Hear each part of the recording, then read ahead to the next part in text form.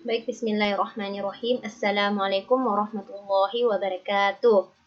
Nah, perkenalkan nama saya Indah Nur Safitri dari Ekonomi Syariah 6, semester 7. Nah, di sini saya akan sedikit membahas mengenai kecerdasan finansial Muslim Bugis dalam mengelola keuangan.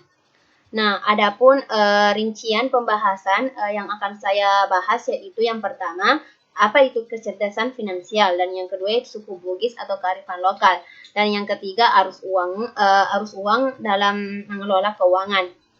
Nah, di sini sebagai pengganti tugas final. Materi pertama yaitu kecerdasan finansial. Apa sih itu kecerdasan finansial? Kecerdasan finansial adalah kemampuan seseorang untuk mengelola sumber daya baik di dalam diri sendiri maupun di luar dirinya untuk menghasilkan uang. Artinya di sini bagaimana kemampuan seseorang untuk mengelola keuangan agar uang yang mereka miliki itu bisa menghasilkan keuntungan atau bisa mengelolanya dengan baik dan benar. Selanjutnya yaitu menurut Bustanul Arifin, kunci utama untuk menjadi cerdas secara finansial adalah pada pola keseimbangan antara bagaimana mendapatkan dan bagaimana menggunakan uang. Dan adapun formula umum yang sering digunakan adalah 10-10-80.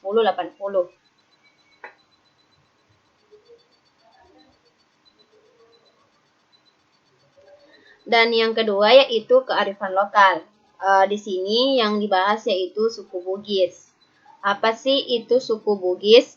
Suku Bugis adalah salah satu suku bangsa yang mendiami wilayah bagian selatan Pulau Sulawesi yang saat ini dikenal dengan Sulawesi Selatan. Orang Bugis merupakan etnis terbesar dengan persentase 41,90% dari jumlah penduduk Sulawesi Selatan. Jadi rata-rata orang Bugis. Nah, selanjutnya itu yang ketiga itu arus uang. Ada tiga, yaitu arus uang orang kaya, orang miskin, dan orang menengah. Adapun yang pertama yang akan saya bahas yaitu arus uang orang miskin. Ada dua ciri, yaitu penghasilannya berasal dari pekerjaan.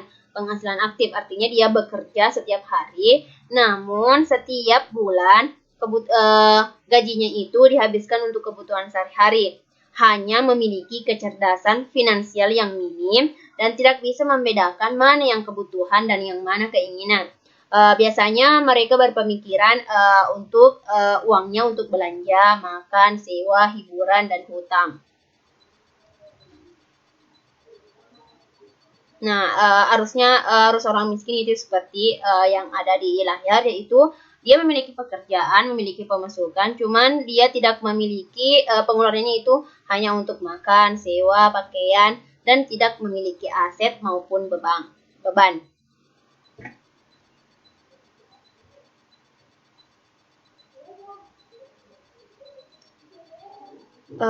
Biasanya pada arus orang miskin itu cara berpikirnya yaitu mau saya belikan apa uang ini. Orang pada kelas ini bersifat konsumtif, artinya ia gunakan untuk hanya kebutuhan sehari-hari, misalnya makan, minum, dan semuanya habis. Tidak adanya kegiatan menabung.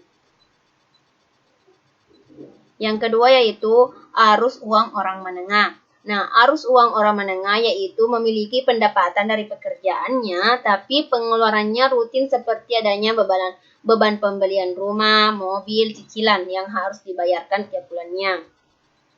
Adapun arusnya yaitu seperti yang ada pada layar, mereka memiliki pekerjaan, memiliki pemasukan, pengeluarannya rutin, namun memiliki beban, misalnya memiliki cicilan mobil, cicilan rumah.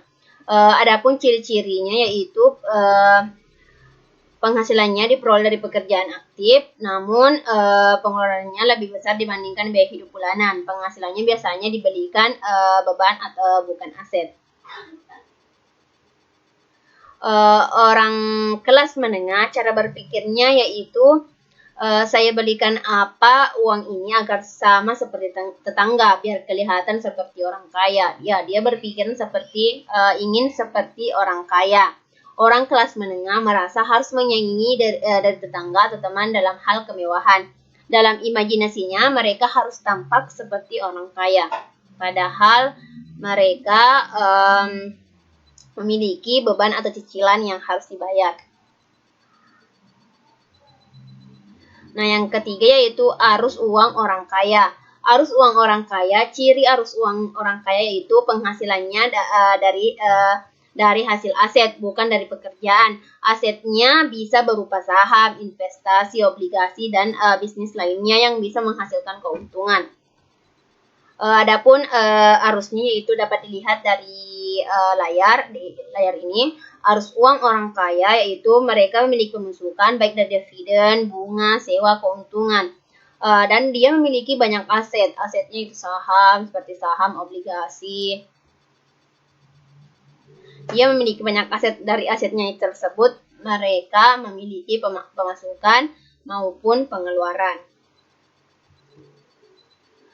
Orang kaya atau calon orang kaya melakukannya karena punya visi, artinya dia punya tujuan, tidak mungkin punya rencana. Tanpa rencana tidak mungkin punya kesadaran harus invest dan menabung. Jadi pemikiran orang kaya yaitu dia berinvestasi, ia investasikan uangnya, dia tabung untuk keperluannya sehari-hari. Baik, itu saja yang bisa saya sampaikan. Lebih dan kurangnya mohon dimaafkan. Assalamualaikum warahmatullahi wabarakatuh.